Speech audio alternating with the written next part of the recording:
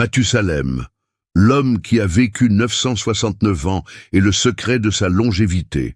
Imaginez vivre pendant près de 1000 ans, assister à l'essor et au déclin des civilisations, voir l'humanité changer sous vos yeux et porter des histoires qui remontent à la création du monde.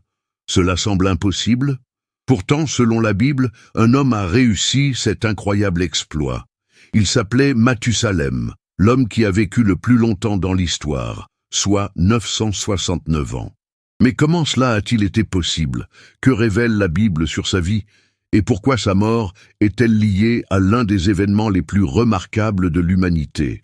Aujourd'hui, nous allons nous plonger dans l'histoire de Mathusalem et comprendre le rôle fondamental qu'il a joué dans le plan divin, le monde à l'époque de Mathusalem.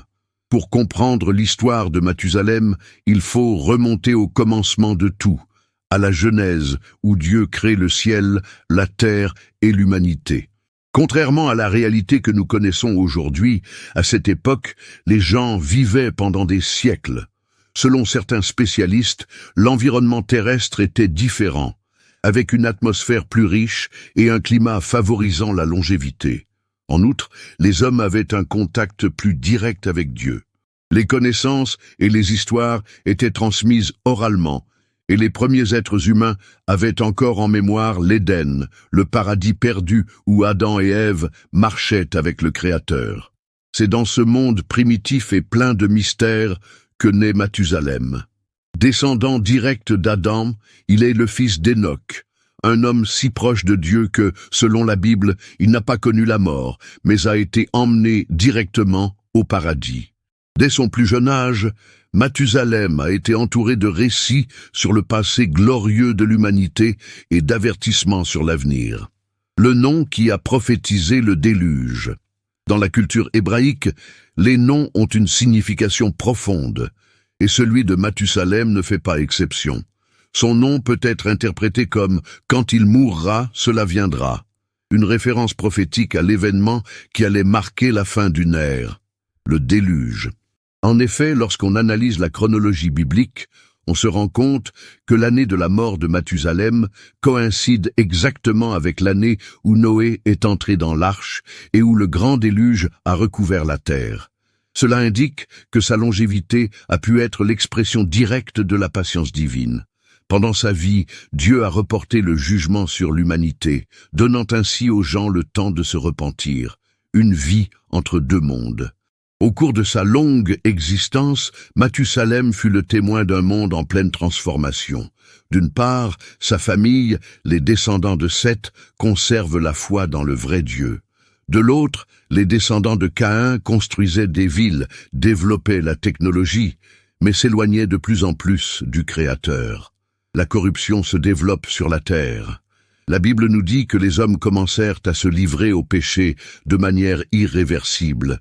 Dans la Genèse 6, 5, il est écrit « L'Éternel vit que la méchanceté de l'homme croissait sur la terre, et que toutes les pensées de son cœur n'étaient que malice. » Mathusalem fut témoin de l'avancée de cette décadence morale et spirituelle.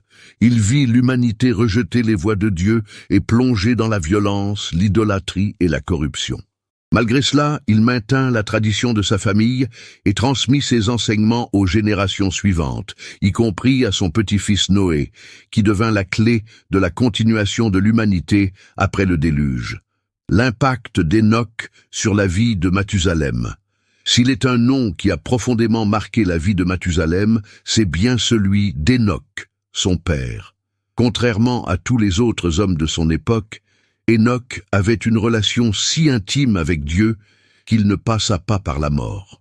La Bible nous dit dans Genèse 5, 24, « Enoch marcha avec Dieu et il ne parut plus, car Dieu l'avait pris auprès de lui. » Il s'agit là d'un événement extraordinaire et sans précédent. Mathusalem avait 300 ans lorsqu'il a assisté à la disparition de son père. Imaginez l'impact d'un tel événement. Le fait de voir son propre père emmené au ciel sans avoir connu la mort était une preuve indéniable de l'existence et de la puissance de Dieu.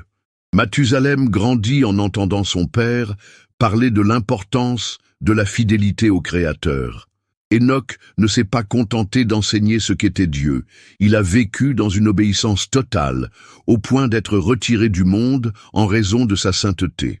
Ces enseignements ont profondément modelé le caractère de Mathusalem, influençant sa conduite pendant près d'un millénaire. Mais tandis que Mathusalem suivait les traces de son père dans la foi, le monde autour de lui se détériorait rapidement. L'humanité se dirigeait vers un sombre destin, et le temps était compté, le monde avant le déluge. Pendant les siècles où Mathusalem vécut, la civilisation se développa. Les descendants de Caïn construisaient des villes, développaient des outils en métal et créaient même de la musique. Cependant, ce progrès matériel s'accompagnait d'une profonde décadence spirituelle. Dans Genèse 6:11, nous trouvons un portrait de la société de l'époque. La terre était corrompue devant la face de Dieu et la terre était remplie de violence. Les hommes s'éloignent de plus en plus du Créateur. Le mélange entre les descendants de Seth et ceux de Caïn a abouti à un peuple corrompu qui ne se soucie plus des valeurs divines. L'immoralité, l'idolâtrie et la méchanceté s'étaient emparés du cœur de l'humanité. Mathusalem, qui avait appris dès son plus jeune âge à connaître Dieu et son dessein sur le monde, voyait tout cela avec tristesse. Il savait que le jugement divin était inévitable. Il savait aussi que son petit-fils Noé avait un rôle particulier à jouer dans cette histoire, la naissance de Noé et sa mission divine. Mathusalem engendra Lamech, qui à son tour engendra Noé. Dès sa naissance, Noé est marqué par la prophétie. Son père, Lamech, déclara dans la Genèse 5:29, « Il nous consolera de nos œuvres et du travail de nos mains à cause de la terre que l'Éternel a maudite. » En d'autres termes, Noé a eu un destin particulier dès son plus jeune âge. C'est à lui qu'incombera la responsabilité de relancer l'humanité après le déluge. En vieillissant, Mathusalem vit Noé devenir un homme juste. Contrairement aux gens qui l'entouraient, Noé conserva sa foi et son obéissance à Dieu. C'est pourquoi il fut choisi pour une grande mission, construire l'arche qui sauverait sa famille et les animaux du déluge. Nous pouvons imaginer Mathusalem observant cette construction au fil des ans. Il savait que ce grand bateau était un signe des choses à venir. Et lorsque sa mort arriva enfin, la prophétie s'accomplit. L'année même de la mort de Mathusalem, les vannes des cieux s'ouvrirent et les eaux recouvrirent toute la terre. Son nom avait prophétisé le jugement divin depuis le début, la construction de l'arche et la fin d'une époque. La corruption sur terre avait atteint des niveaux insoutenables. Dieu, voyant que l'humanité s'était complètement détournée de ses voies, prit une décision radicale. Tout détruire par un grand déluge et recommencer avec Noé et sa famille.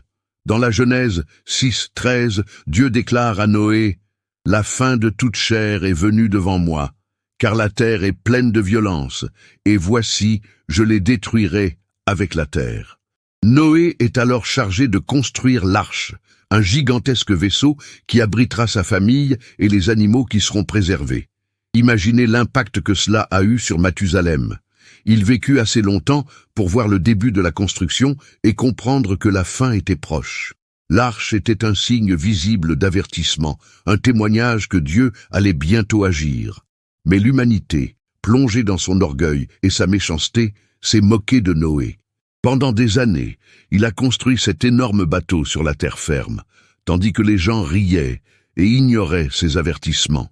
Mathusalem, avec près de 1000 ans d'expérience, a probablement conseillé Noé et sa famille, renforçant l'importance de rester fidèle à Dieu. Il avait déjà vu des générations et des générations se détourner du Créateur, et il voyait maintenant le temps de la miséricorde arriver à son terme. La patience de Dieu et les derniers jours de Mathusalem. Il est étonnant de penser que Dieu aurait pu envoyer le déluge bien plus tôt, mais il a attendu. Pendant des siècles, l'humanité a eu le temps de se repentir, mais a choisi de continuer sur la voie du péché. La longévité de Mathusalem reflète cette patience divine. Il a vécu plus longtemps que tout autre être humain relaté dans la Bible, et sa mort a marqué le moment exact où Dieu a décidé d'agir. La tradition juive suggère que Mathusalem est mort 7 jours avant le déluge. et que cette période aurait été un temps de deuil avant que le jugement ne s'abatte sur la terre. C'est logique, car Dieu donne toujours des signes et des occasions avant d'exécuter sa justice. Et puis le jour est arrivé. Dans la Genèse 7:1, Dieu dit à Noé, « Entre dans l'arche, toi et toute ta famille, car je t'ai vu juste devant moi dans cette génération. » Les portes de l'arche se sont refermées, la pluie a commencé à tomber, et les sources du grand abîme ont jailli. La terre fut recouverte par les eaux, et tout ce qui existait en dehors de l'arche périt. Mathusalem n'était plus là pour voir ce moment. Sa mort marqua la fin d'une époque et le début d'une nouvelle phase pour l'humanité. Son nom avait été un signe avant-coureur de cet événement depuis le début. La vie de Mathusalem nous laisse un profond héritage. Avec sa mort, le déluge est arrivé, marquant la fin d'une ère et le début d'un nouveau chapitre de l'histoire de l'humanité.